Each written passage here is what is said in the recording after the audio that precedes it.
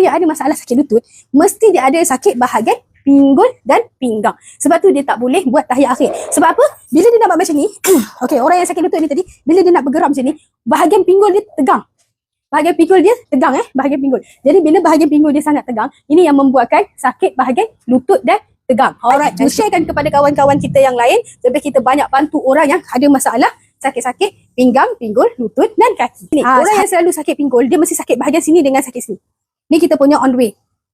Okey, ni kita punya spender kita. Kita punya tali spender tu. Okey, selalunya di bahagian sini adalah point yang selalu sakit. Ini adalah kita panggil hip joint. Hip joint di bahagian dalam. Okey, di bahagian dalam hip joint, dan ini adalah bahagian urat pinggul. Yang pertama, macam mana kita nak urut? Kita kena pusing dulu bahagian berlawanan. Kita tak boleh urut berkat situ. Kita kena urut bahagian berlawanan. Okey, cara dia macam mana? Okey, kita pegang dulu, ada satu tulang di bahagian sini. Okey, ini ada satu tulang. Atas sikit di bahagian tulang ni adalah ada rasa bola-bola ataupun hip joint. Okey, dekat sini macam mana cara? Kita boleh guna beberapa cara. Yang pertama, kita tekan bahagian sini menggunakan tangan. Okey, kita guna dengan tangan, kita tekan.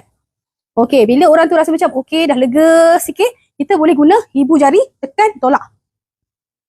Okey, tolakkan ke bawah, tekan, tolakkan ke bawah. Dan yang lagi satu, cara dia macam mana urut, kita pakai siku. Masa kita tekan tu, kita tekan ni, kita tekan saja.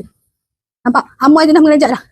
Sebab apa? Dekat sini, bahagian sini adalah orang yang ada masalah sakit pinggang. Okey? Bila kita dah tekan bahagian sini, kita naikkan sedikit. Naikkan sedikit dalam 2 jari and then tekan.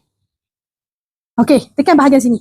Sini kalau tekan, kita pakai siku. Kita pakai dry massage. Memang rasa dia sangat-sangat sedap. Siapa yang ada masalah sakit lutut ni, dia boleh rasa terus sampai ke lutut. Siapa yang ada masalah sakit seketika, dia akan rasa sampai ke hujung kaki. Siapa yang ada masalah sakit pinggul, dia terus rasa bahagian sini sakit, dirasa berdenyut-denyut. Okey, kalau tak ada siapa-siapa yang nak urut, boleh datang ke SK Wellness berhadapan dengan Maidan Meru, Ipoh Perak. Kita ramai terapis, jangan risau. Perempuan urut perempuan, lelaki urut lelaki.